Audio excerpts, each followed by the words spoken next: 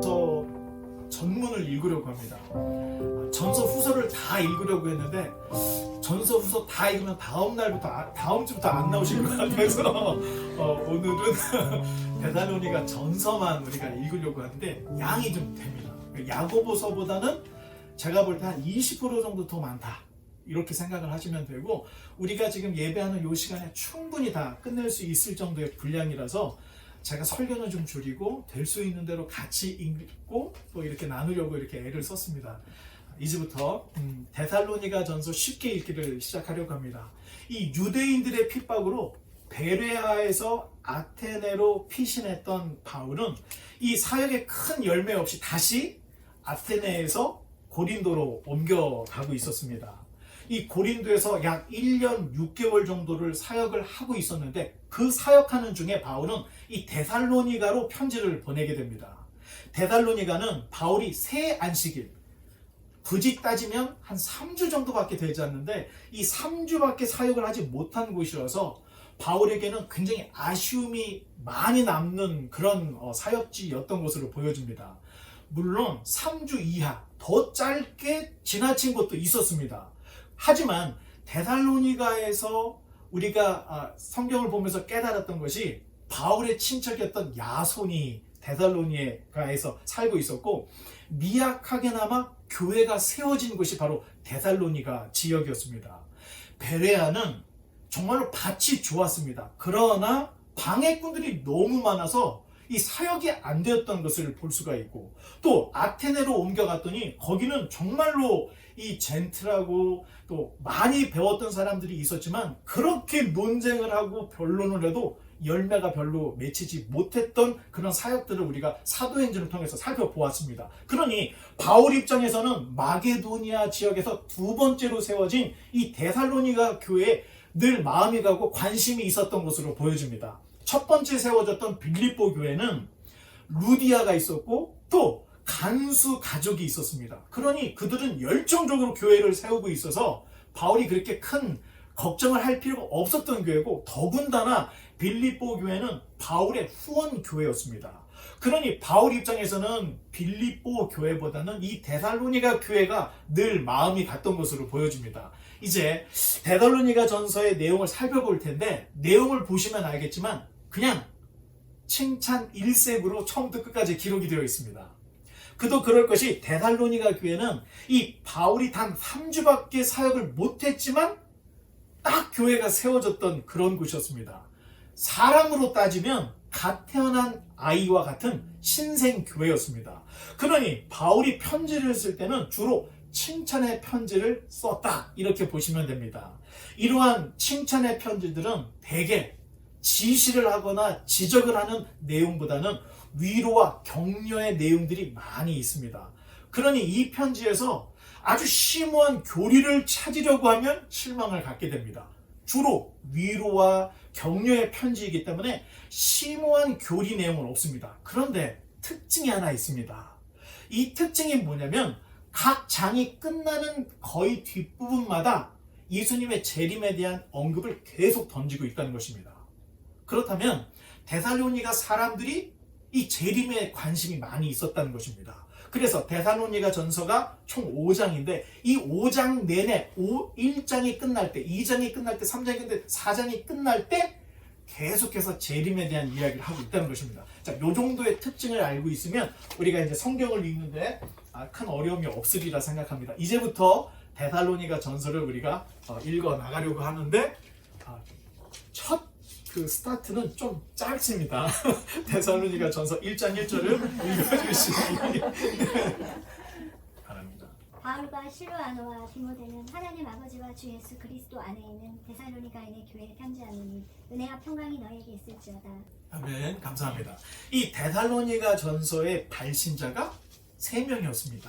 바울, 실라, 디모데인데, 실루아노라고 기록을 하고 있는 것은 라틴어로 실라를 실루아노다, 이렇게 불러서 이렇게 쓰고 있는 것입니다.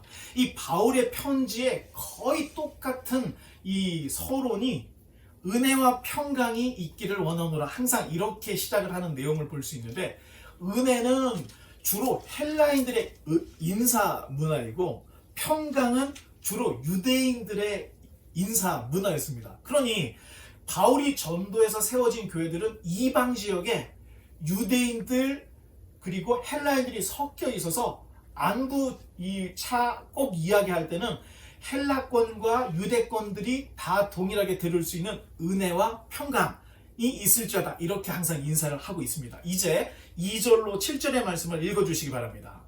우리가 너희 모두로 말미암아 항상 하나님께 감사하며 기도할 때 너희를 기억하면 너희의 믿음의 역사와 사랑의 수고와 우리 주 예수 그리스도에 대한 소망의 인내를 우리 하나님 아버지 앞에서 끊임없이 기억하미니 하나님의 사랑하심을 받은 형제들아 너희를 택하심을 아노라. 이는 우리 복음이 너희에게 말로만 이른 것이 아니라 또한 능력과 성령과 큰 확신으로 되는 것이니라. 우리가 너희 가운데서 너희를 위하여 어떤 사람이 된 것은 너희가 아는 바와 같으니라. 또 너희는 많은 환난 가운데서 성령의 기쁨으로 말씀을 받아 우리와 주를 본받은 자가 되었으니 그러므로 너희가 마게도냐와 아가야에 있는 모든 믿는 자의 본이 되었느니라. 아멘. 감사합니다. 이 데살로니가 교회는 정말로 작고 연약한 교회였습니다. 그러나 바울은 데살로니가 성도들이 말로만 믿은 것이 아니라 겉모습만 믿는 척한 것이 아니라 능력과 성령과 큰 확신 가운데 믿었던 것을 다시 한번 상기를 시켜주는 이런 편지를 쓰고 있습니다. 그러니 핍박을 받아도 이겨낼 수 있었고 그런 인내를 보니 너희야말로 하나님의 택함을 받은 사람이 틀림없구나 이런 이야기를 이 편지에서 하고 있는 것입니다. 이런 칭찬을 하고 있는 모습이 처음부터 끝까지 계속해서 이어지는 것을 볼 수 있는데 이 데살로니가 성도들의 믿음의 소문이 마케도니아와 아가야, 우리가 마케도니아 하면은 대충 어딘지는 감이 되는데 아가야가 로마 시대의 옛 헬라 지역을 행정적으로 아가야로 불렀습니다. 그러니까 그리스 지역이라고 생각을 하면 우리가 쉽게 이해를 할 수 있는데 이 마케도니아와 아가야에 있는 모든 성도들에게 이 데살로니가 성도들의 믿음의 소문이 퍼졌다. 이런 칭찬을 하고 있는 것입니다. 이제 8절로 10절의 말씀을 계속해서 읽어주시기 바랍니다. 주의 말씀이 너희에게로부터 마게도냐와 아가야에만 들릴 뿐 아니라 하나님을 향하는 너희 믿음의 소문이 각처에 퍼졌으므로 우리는 아무 말도 할 것이 없노라. 그들이 우리에 대하여 스스로 말하기를 우리가 어떻게 너희 가운데 들어갔는지와 너희가 어떻게 우상을 버리고 하나님께로 돌아와서 살아계시고 참되신 하나님을 섬긴지와 또 죽은 자들 가운데서 다시 살리신 그의 아들이 하늘로부터 강림할 것을 너희가 어떻게 기다리는지를 말하니 이는 장래 노하심에서 우리를 건지시는 예수시니라. 아멘. 감사합니다. 이 기독교 신앙이라는 것은 일단 우상을 버리는 것입니다. 헛된 우상을 버리고 사시고 참되신 하나님께 돌아오는 것이 기독교 신앙인데 이 기독교 신앙의 기본은 하나님을 경외하고 예수 그리스도의 십자가와 부활과 재림을 믿는 것이 기독교 신앙이라는 것을 바울이 이야기를 하고 있습니다. 1장 마지막 10절쯤에 예수님의 재림에 대한 이야기를 쓰고 있습니다. 이것이 이 데살로니가 전서의 특징 중에 하나인데 장이 끝날 때마다 재림에 대한 이야기를 하고 있다는 것입니다. 바로 이어서 2장 1절로 2절의 말씀입니다. 형제들아 우리가 너희 가운데 들어간 것이 헛되지 않은 줄을 너희가 친히 아노니 너희가 아는 바와 같이 우리가 먼저 빌립보에서 고난과 능욕을 당하였으나 우리 하나님을 힘입어 많은 싸움 중에 하나님의 복음을 너희에게 전하였노라. 아멘. 감사합니다. 이 데살로니가 성도들이 받아들인 복음은 바울이 빌립보에서 전하다가 얻어 터지고 감옥에 갇히고 채찍맞고 했던 그 복음이라는 것을 상기를 해주고 있습니다. 오늘 본문에서 바울은 복음을 전하는 사역을 싸움으로 표현을 하고 있습니다.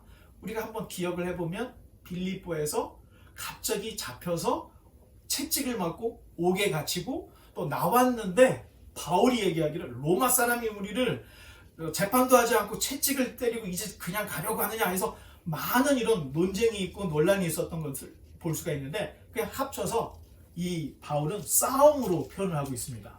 그만큼 복음 사역은 너무 젠틀하게 너무 이렇게 편안하게만 전해지지 않는다는 것을 아주 치열하고 정말로 쉽지 않은 것이라는 것을 싸움이라는 단어로 우리에게 말해주고 있습니다. 왜 하나님은 굳이 전도라는 방법을 통해서 이 복음을 전하도록 하셨을까? 한때는 십자군 전쟁 때 너 예수 믿을래 안 믿을래? 안 믿는다고 하면 죽이는 이런 때도 있었던 역사들이 있습니다. 그런데 대체적으로 성경에서 우리에게 말해주는 하나님의 백성을 끌어모으는 방법은 이 전도의 방법으로만 백성들을 끌어모은다는 것입니다. 우리가 내 마음의 교리 6번째, 7번째 에피소드를 여러분들이 혹시 돌아가셔서 다시 들어보시면 왜 하나님께서 전도의 방법으로 이렇게 백성들을 끌어모으시는지에 대한 이야기가, 인격적인 이야기가 나와 있는데, 하나님께서는 전도를 통해서 그 백성을 모으시되 지극히 인격적인 방법으로 그 백성을 모으기 때문에 이런 전도를 사용하신다는 것입니다. 하나님은 절대 내가 뭐 했는지도 모를 정도로 강압적으로 또는 강제적으로 비인격적으로 신앙 고백을 끌어내는 분이 아니라는 것입니다.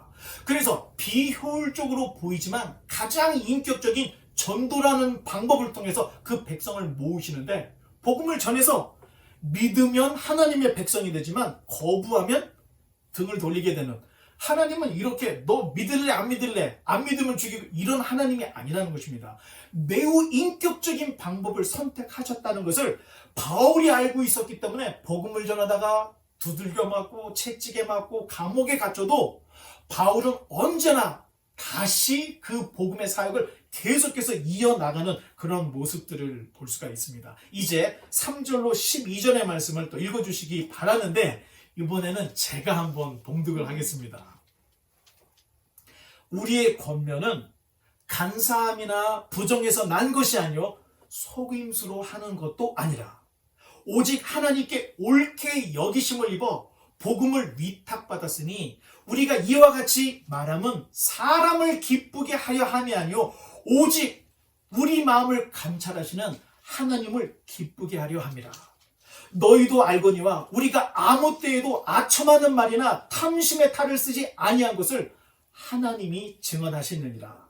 또한 우리는 너희에게서든지 다른 이에게서든지 사람에게서는 영광을 구하지 아니하였노라. 우리는 하나님의 그리스도의 사도로서 마땅히 권위를 주장할 수 있으나 도리어 너희 가운데서 유선한 자가 되어 유모가 자기 자녀를 기름같이 하였으니 우리가 이같이 너희를 사모하여 하나님의 복음뿐 아니라 우리의 목숨까지도 너희에게 주기를 기뻐함은 너희가 우리의 사랑하는 자 됨이라.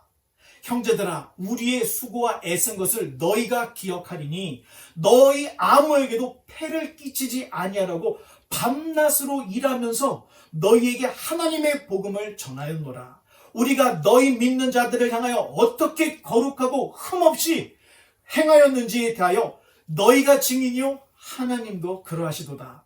너희도 아는 바와 같이 우리가 너희 각 사람에게 아버지가 자기 자녀에게 하듯 권면하고 위로하고 경계하노니 이는 너희를 부르사 자기 나라와 영광에 이르게 하시는 하나님께 합당히 행하게 하려 함이라. 이런 이야기를 하고 있습니다.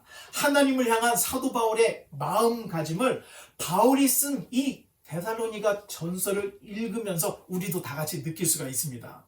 저도 바울을 본받아서 하나님을 기쁘시게 하는 사역자가 되고 여러분이 하나님 앞에서 부끄러움이 없는 성도가 되도록 최선을 다해서 목회를 하고 또 목양을 하려고 작정을 했습니다. 이러한 모든 일의 열매가 우리 열매가 아닌 하나님이 기뻐하시는 열매가 정말로 풍성하게 우리 가운데 있기를 바랍니다. 이제 13절로 16절의 말씀을 읽어주시기 바랍니다. 이러므로 우리가 하나님께 끊임없이 감사함은 너희가 우리에게 들은 바 하나님의 말씀을 받을 때에 사람의 말로 받지 아니하고 하나님의 말씀으로 받으니 진실로 그러하도다. 이 말씀이 또한 너희 믿는 자 가운데에서 역사하느니라. 형제들아, 너희가 그리스도 예수 안에서 유대에 있는 하나님의 교회들을 본받은 자 되었으니 그들이 유대인들에게 고난을 받은 것 같이 너희도 너희 동족에게서 동일한 고난을 받았느니라. 유대인은 주 예수와 선지자들을 죽이고 우리를 쫓아내고 하나님을 기쁘시게 하지 아니하고 모든 사람에게 대적이 되어 우리가 이방인에게 말하여 구원받게 함을 그들이 금하여 자기 죄를 항상 채우매 노하심이 끝까지 그들에게 임하였느니라. 아멘. 감사합니다. 성도님들도 목회자와 교회에 대한 신뢰가 있어야 합니다.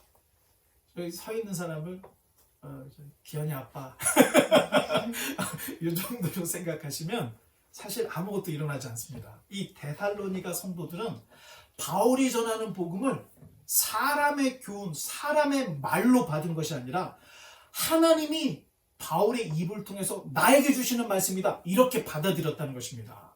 그랬더니 믿음의 역사가 일어나서 환난과 핍박 앞에서도 결코 무릎을 꿇지 않고 고난을 이겨낸 데살로니가 성도들의 모습을 바울이 칭찬을 하고 있는 것입니다. 우리 바이블 하우스에도 이러한 믿음의 역사들이 정말로 일어나야 합니다. 성경을 읽었는데 읽은 것으로 끝난다면 아무 의미가 없습니다.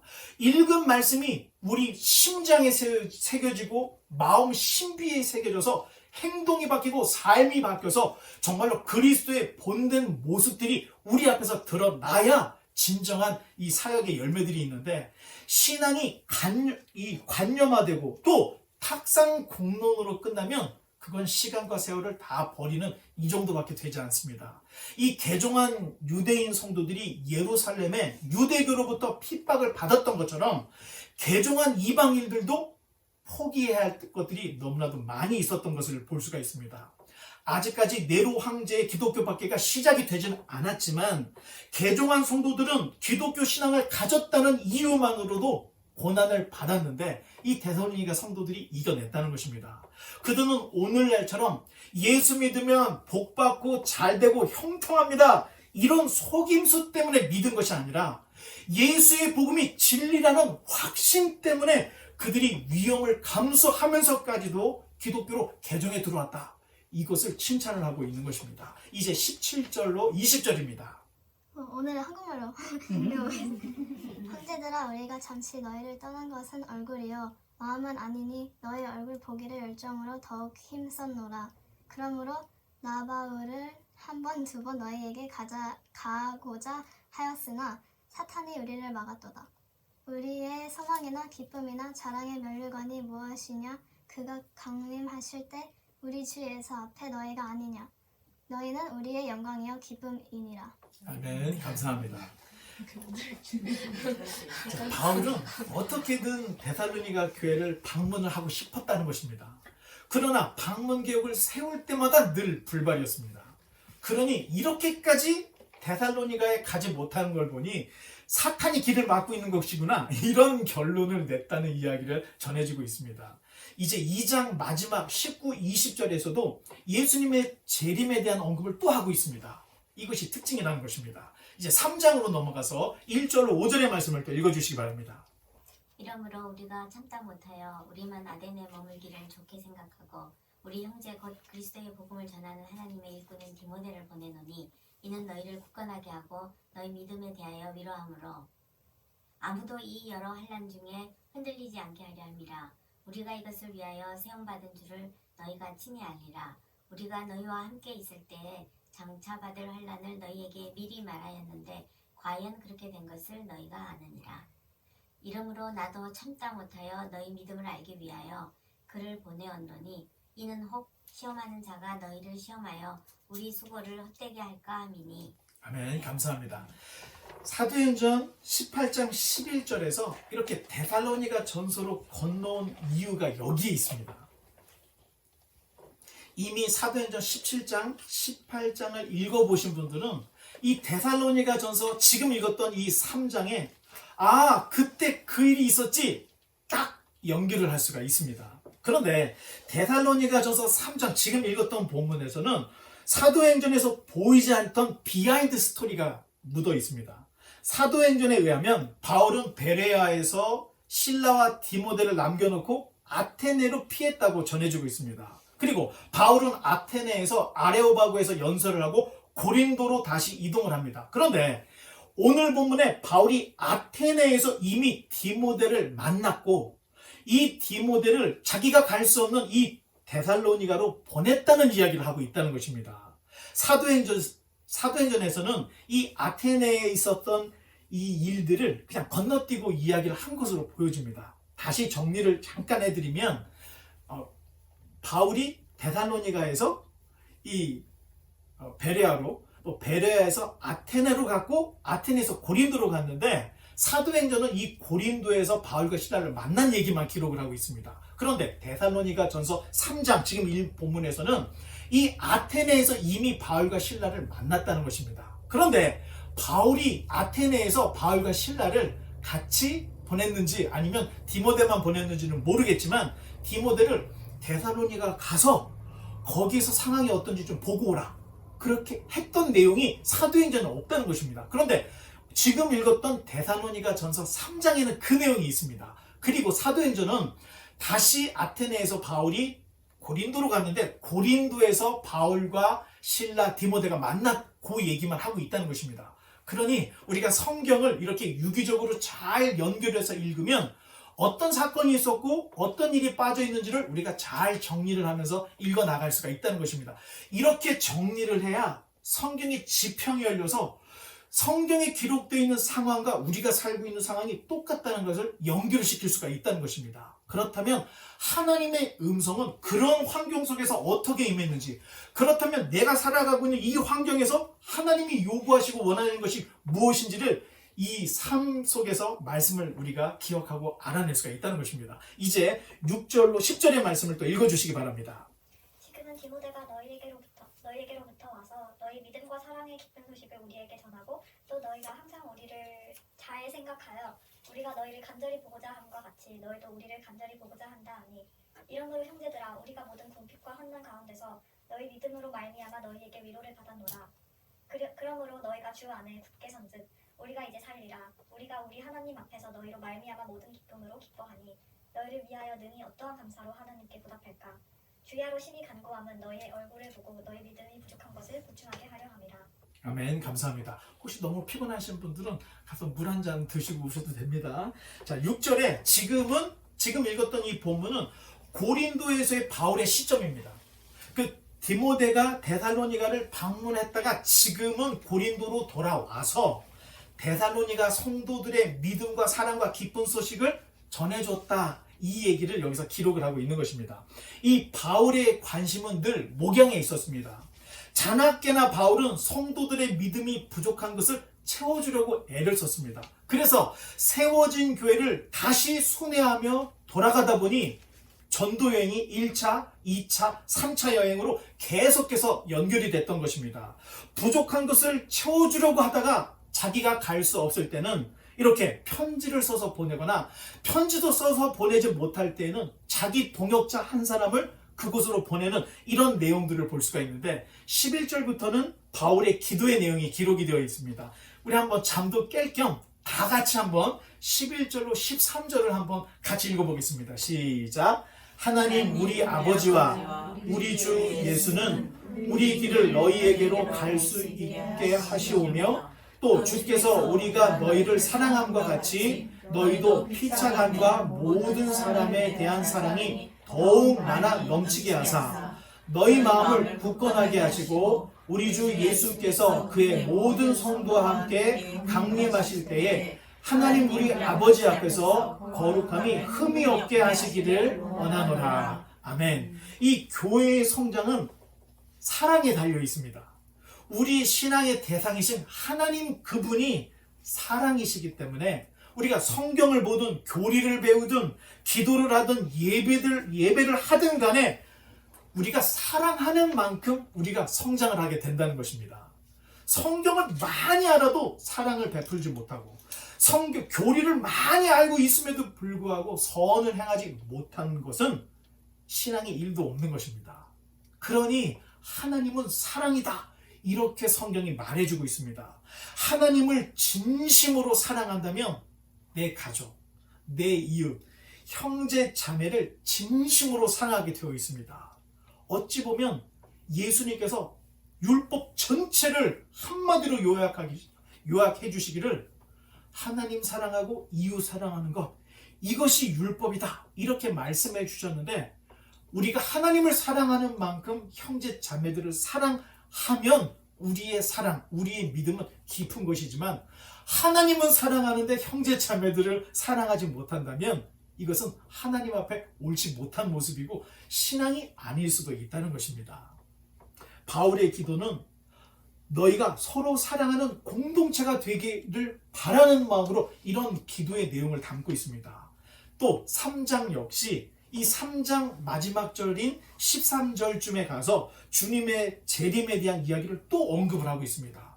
특징이 분명히 드러나고 있습니다. 이제 4장으로 넘어가서 1절로 8절의 말씀을 또 읽어주시기 바랍니다.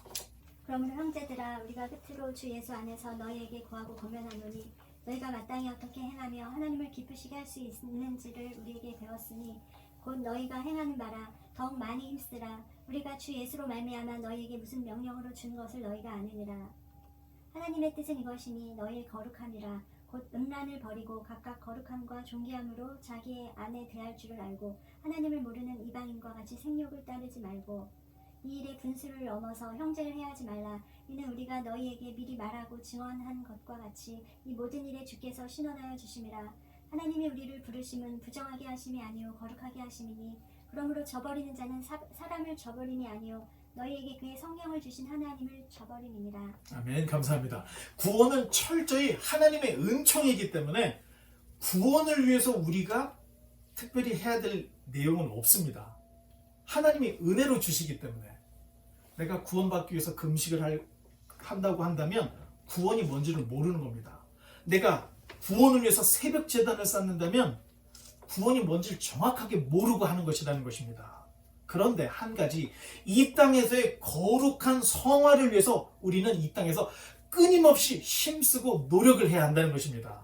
바울은 이 편지를 읽는 모든 이들에게 하나님의 뜻은 너희의 거룩이다, 이것을 선포하고 있습니다.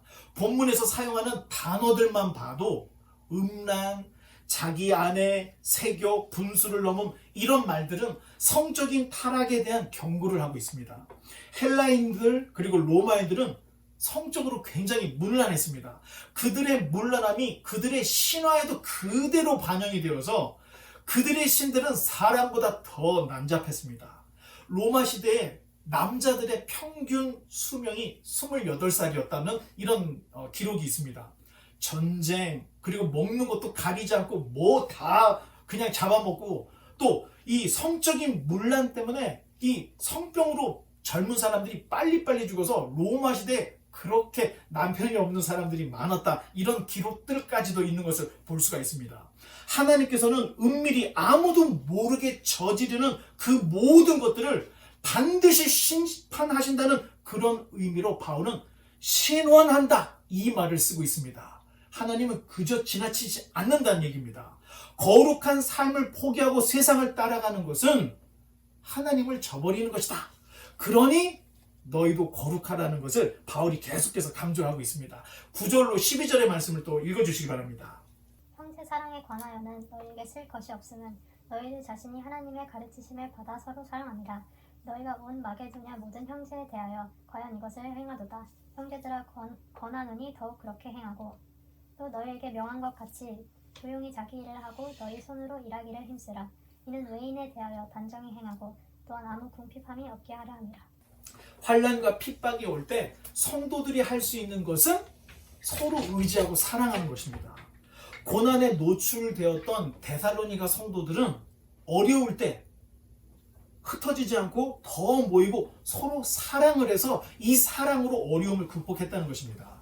그러나 교회 안에 이 사랑을 이용하는 자들이 종종 있다는 것입니다.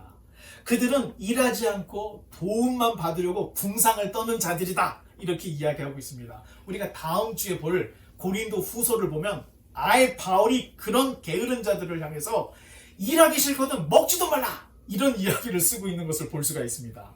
공동체 안에서 사랑이 남용이 되어서는 안 됩니다. 물론 교회는 그런 자들까지도 품어줘야 할 의무가 있습니다.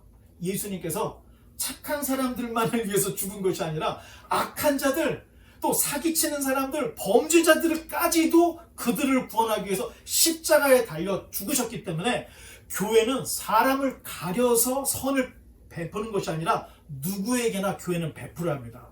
교회가 가짜를 가려내려고 너무 박하게 하면 정의가 세워지기보다는 오히려 상처만 난무하고 하나님에 대한 첫사랑을 잃어버릴 수 있는 이런 것들이 있다는 것을 잊지 말아야 합니다. 그러니 교회는 자기가 해야 할 의무, 그리스도의 사랑을 극진히 또 끊임없이 베풀어야 합니다.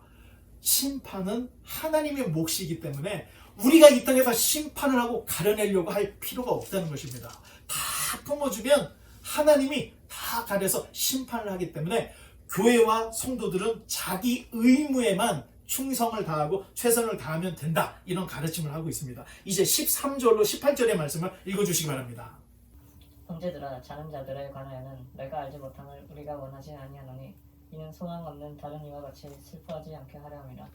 우리가 예수께서 죽으셨다가 다시 살아나심을 믿을진데 이와 같이 예수 안에서 자는 자들도 하나님이 그와 함께 데리고 오시리라. 우리가 주의 말씀으로 너희에게 이것을 말하노니 주께서 강림하실 때까지 우리가 살아남아 있는 자도 자는 자보다 결코 앞서지 못하리라. 주께서 호련과 천사장의 소리와 하나님의 나팔 소리로 신이 하늘로부터 강림하시리니 그리스도 안에서 죽은 자들이 먼저 일어나고 그 후에 우리 살아남은 자들도 그들과 함께 구름 속으로 끌어올려 공중에서 주를 영접하게 하시리니 그리하여 우리가 항상 주와 함께 있으리라. 그러므로 이러한 말로 서로 위로하라. 아멘. 감사합니다. 이 정확하게 알 수는 없지만 이 데살로니가 교회가 당한 핍박 중에 순교도 있었던 것으로 보여집니다.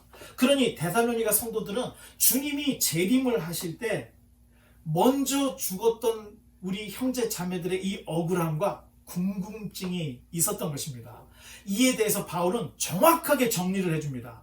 주님의 재림의 때는 첫째, 마지막 나팔 소리가 울려질 때 주님이 재림을 할 것이고, 두 번째, 예수 믿고 죽은 우리 형제 자매들이 먼저 일어나 주님을 만날 것이고, 세 번째, 그 후에 살아있는 성도들이 들림을 받아 공중에서 주님을 영접하게 될 것이다. 이렇게 세 단계로 명확하게 정리를 해주고 있습니다. 역시 4장 마지막쯤에서도 재림에 대한 이야기를 하고 있는 것을 볼 수가 있습니다. 이제 5장으로 넘어가서 5장 1절로 6절의 말씀을 또 읽어주시기 바랍니다. 형제들아, 때와 시기에 관하였으면 너희에게 쓸 것이 없으면 주의 날이 밤에 도둑같이 이를 줄을 너희 자신이 자세히 알기 때문이라. 그들이 평안하다 안전하다 할 그때에 임신한 여자에게 해산의 고통이 이른바 같이 멸망이 갑자기 그들에게 이르리니 결코 피하지 못하리라. 형제들아, 너희는 어둠에 있지 아니하며 그 날이 도둑같이 너희에게 임하지 못하리니 너희는 다 빛의 아들이요 낮의 아들이라. 우리가 밤이나 어둠에 속하지 아니하나니 그러므로 우리는 다른 이들과 같이 자지 말고 오직 깨어 정신을 차리지다. 아멘. 감사합니다. 이 주님의 재림은 유대인들의 결혼 풍속만 알아도 어느 정도 정리가 됩니다. 우리가 다음 주에 데살로니가 후서를 이야기할 때 재림이 잘못되어서 이단으로 빠졌던 종파, 그리고 그런 사람들의 어떤 이야기를 좀 나누겠지만 오늘은 시간 관계상 다음 주로 연기를 했습니다. 그런데 주님이 언제 재림하시느냐? 이것은 유대인들의 결혼 풍속을 알면 쉽게 정리가 됩니다. 유대인들의 결혼은 근데 그 풍속이 제가 볼 때 전 세계의 결혼 풍속하고도 굉장히 유사한 걸 볼 수가 있습니다. 결혼은 이 약혼을 시작으로 신랑이 예물을 가져오면 신부가 그것을 받아줌으로 약혼이 딱 성사가 됩니다. 그 후에 약혼한 남녀는 각각 신부는 자기 집에서 신부 수업을 받고 신랑은 자기 집에서 신혼집을 장만을 합니다. 결혼 날짜는 오직 신랑의 아버지 한 사람만이 정할 수 있는 풍속이 있습니다. 그 기간이 1년이 될지 또는 2년이 될지 아무도 알 수 없고 그 날짜, 결혼 날짜는 신랑의 아버지의 권한입니다. 그래서 주님의 재림의 때를 묻는 제자들에게 예수님께서 때와 기한은 아버지에게 있다. 이렇게 말씀을 하시는 내용들을 볼 수가 있습니다. 그러니 바울도 때와 기한에 대해서는 내가 쓸 게 없다. 이렇게 말하는 것이 당연하다는 것입니다. 주님께서 재림하시는 이유는 우리가 어린 양의 신부들이기 때문에 그 혼인 잔치에 참여할 우리가 신부들인 것입니다. 그래서 이 땅에서의 이 훈련, 이 땅에서의 이 모든 삶은 이 어린 양의 혼인 잔치에 들어가서 하나님 나라에 가서 살기 위한 어떤 준비 작업 또는 훈련 과정, 이렇게 생각을 하면 우리가 굉장히 좋게 생각할 수가 있습니다. 그래서 예수님이 열 처녀의 비유, 이 땅에서 잘 준비해서 거기서 만나자, 이런 이야기를 하고 계신 것입니다. 이제 7절로 11절의 말씀을 또 읽어주시기 바랍니다. 자는 자들은 밤에 자고 취하는 자들은 밤에 취하되 우리는 낮에 속하였으니 정신을 차리고 믿음과 사랑에 호심경을 붙이고 구원의 소망에 투구를 쓰자. 하나님이 우리를 세우심은 노하심에 이르게 하심이 아니요 오직 우리 주 예수 그리스도로 말미암아 구원을 받게 하시니라. 예수께서 우리를 위하여 죽으사 우리로 하여금 깨어있든지 자든지 자기와 함께 살게 하려 하셨느니라. 그러므로 피차 권면하고 서로 덕을 세우기를 너희가 하는 것 같이 하라. 아멘. 감사합니다. 이 바울의 편지들을 역사순으로 쫙 배열을 해놓고 읽어보면 처음부터 믿음, 소망, 사랑 이런 이야기들을 하는 것이 아니라 점점 신학적으로 정리가 돼서 빠질 건 빠지고 더해질 거는 더해져서 신학이 정리가 되는 것을 볼 수가 있습니다. 고린도 전서에 보면 믿음, 소망, 사랑 이 세 가지는 항상 있을 것인데 그 중에 제일은 사랑이라, 이 얘기가 오늘 처음 썼던 데살로니가 전서, 지금 읽었던 본문에 믿음, 또 소망 이런 이야기들이 나오기 시작하는 것을 볼 수가 있습니다. 에베소에 나아가보면 바울이 이야기하는 하나님의 전신갑주 이야기가 나오는데 오늘 본문에서도 서서히 시작이 되고 있습니다. 7절에 정신을 차리고 믿음과 사랑에 호심경을 붙이고, 이 호심경이 가슴을 보호하는 갑옷을 이야기합니다. 구원의 소망의 투구, 이런 표현들이 나중에 가서 그 유명한 하나님의 전신갑주로 연결이 돼서 완성이 되는 것입니다. 혹시 다 기억을 하실지 모르겠지만 이 하나님의 우리가 번역은 없습니다. 전신갑주를 생각해보면 처음에 진리의 허리띠, 믿음의 방패, 의의 호심경, 구원의 투구, 말씀의 검, 성령의 검, 복음의 신, 순서가 약간 틀리긴 했지만 이런 것들이 바울이 데살로니가 전서를 처음 쓸 때 이런 이야기들이 나왔던 것이 나중에 가서는 이렇게 하나님의 전신갑주로 완성이 되는 것을 이렇게 볼 수 있다는 것입니다. 자, 이제 중요한 것은 처음 바울의 편지들은 주님의 재림을 굉장히 강조를 하고 있습니다. 그래서 지금 읽었던 데살로니가 전서 1장 마지막, 2장 마지막, 3장 마지막, 4장 마지막에도 계속해서 재림에 대한 이야기를 하고 있는데 바울이 쓴 편지들을 쭉 늘어놓고 보면 재림에 대한 얘기가 가면 갈수록 줄어드는 것을 볼 수가 있습니다. 이것은 다음 시간에 후서를 읽을 때 왜 그런 일이 일어나는지를 우리가 함께 나누려고 하는데 오늘은 여기까지 몇 가지 특징들을 우리가 계속 살펴보고 있습니다. 이제 12절로 22절까지 또 읽어주시기 바랍니다. Dear brothers and sisters, honor those who are your leaders in the Lord's work. They work hard among you and give you spiritual guidance. Show them great respect and wholehearted love because of their work, and live peacefully with each other. Brothers and sisters, we urge you to warn those who are lazy, encourage those who are timid. Take tender care of those who are weak. Be patient with everyone. See that no one pays back evil for evil, but always try to do good to each other and to all people. Always be joyful. Never stop praying. Be thankful in all circumstances, for this is God's will for you who belong to Christ Jesus. Do not stifle the Holy Spirit. Do not scoff at prophecies, but test everything that is said. Hold on to what is good. Stay away from every kind of evil. 아멘. 감사합니다. 보통 우리가 하나님의 뜻을 언급할 때 항상 기뻐하라, 쉬지 말고 기도하라, 범사에 감사하라. 여기까지만 우리가 늘 암송을 하고 또 생각을 합니다. 하지만 오늘 성경 단락 전체를 살펴보면 오늘 본문 12절부터 22절까지가 다 하나님의 뜻을 말을 하고 있다는 것을 알 수가 있습니다. 바울이 말하는 하나님의 뜻은 첫째가 화목을 이야기하고 있습니다. 특히 목회자와의 화목을 강조를 하고 있다는 것을 잊지 말아야 합니다. 둘째가 게으르지 말고 이제 그 다음부터는 약한 자들을 격려하고 힘없는 자들을 붙들어주고 서로를 향해서 오래 참으라, 이런 이야기를 하고 있습니다. 또한 악을 악으로 갚지 말고 항상 선을 따르고, 이제부터 나옵니다. 항상 기뻐하라, 쉬지 말고 기도하라, 범사에 감사하라. 이것이 너희를 향한 하나님의 뜻이다. 그런데 여기서 끝나는 것이 아니라 성령을 소멸하지 말고 예언, 즉 닥쳐올 환난, 그리스도의 재림, 최후의 심판, 이 예언을 멸시하지 말고 범사에 헤아려 세속화되지 말고 악은 모양이라도 버려라. 여기까지가 우리를 향한 하나님의 뜻이라는 것을 바울이 이야기했던 것을 기억을 해야 합니다. 그러니 항상 기뻐하라, 또 쉬지 말고 기도하라, 범사에 감사, 이 세 가지만을 이야기한 것이 아니라 더 많은 이야기들을 통해서 하나님의 뜻을 바울이 우리에게 가르치고 있는 것입니다. 이제 23절로 24절의 말씀입니다. 평강의 하나님이 친히 너희를 온전히 거룩하게 하시고 또 너희의 온 영과 혼과 몸이 우리 주 예수 그리스도께서 강림하실 때에 흠없게 보존되기를 원하노라. 너희를 부르시는 이는 믿으시니 그가 또한 이루시리라. 아멘. 감사합니다. 어떤 면에서 이 땅을 살아가는 우리들은 그 나라, 이 하나님 나라에 들어가기 위한 준비 과정을 산다, 이렇게 생각을 하면 됩니다. 그래서 이 땅에서 예배, 말씀, 주님을 사랑하는 마음이 있어야 그 나라에 갈 수 있다는 것입니다. 조금 이제 번역은 안 된 이야기지만 잠깐 말씀을 드리면, 이 어느 사람이 천국을 갔다고 합니다. 근데 천국에 가서 이렇게 보니까 어떤 사람이 뚜벅뚜벅 걸어오더라는 겁니다. 그럼 저 사람이 이제 지옥을 가지 않고 천국을 오나 보다 생각을 했는데, 이 사람이 이렇게 천국을 내다보더니 갸우뚱갸우뚱 하더니 지옥으로 가더라는 것입니다. 그래서 가서 붙잡아 놓고, 아니 천국이 여기인데 어디 가냐고. 보니까 예배만 드리고 찬송만 하고 하는 거 보니까 나하고 안 맞아. 그러더니 지옥으로 가더라는 겁니다. 이런 예가 있어서 여러분께 말씀을 드리면, 이 땅에서의 훈련, 이 땅에서의 경건의 모습이 있어야 하나님 나라에 갈 수 있다는 것입니다.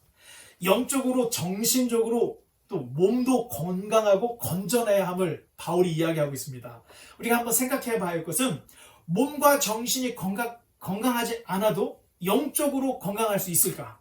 제 말은 정신이 좀 건전하지 못하고 또 몸도 또 건강하지 못한 이런 사람들은 영적으로 과연 어떨 것인가? 이런 이야기를 여러분과 잠깐 나누려고 합니다.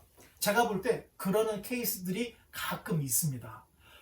정신적으로도 또 육체적으로도 굉장히 어려워 보이는데도 마음이 하나님을 향해 정말로 뜨거운, 제가 알기로는 송명이라는 시인이 있는데 몸이 굉장히 안 좋은 분인데, 그분 마음에 하나님에 대한 열정을 시로 쓴 이런 내용들이 있어서 그런 케이스들이 간혹 있습니다. 그런데 일반적으로는 그렇지 않다는 것입니다.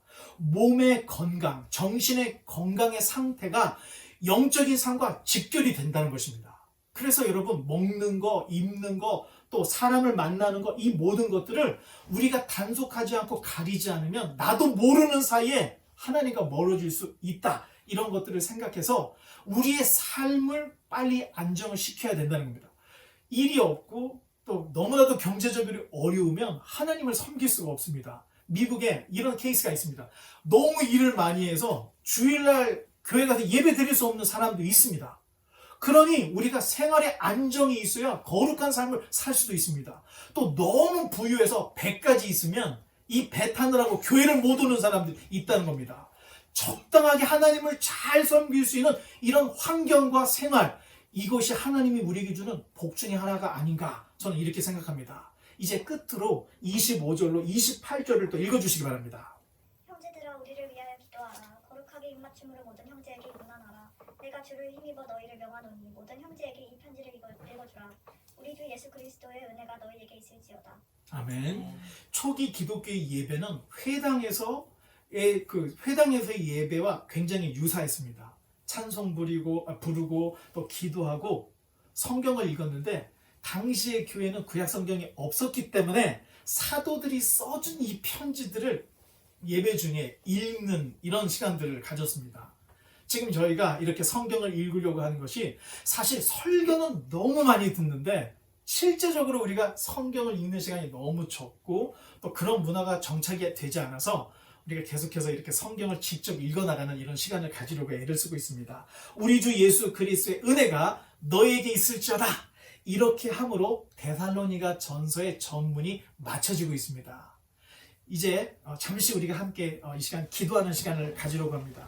나의 가는 끝에서 나는 주님을 보리라. 영광을 내 주님 나를 맞아주시오. 주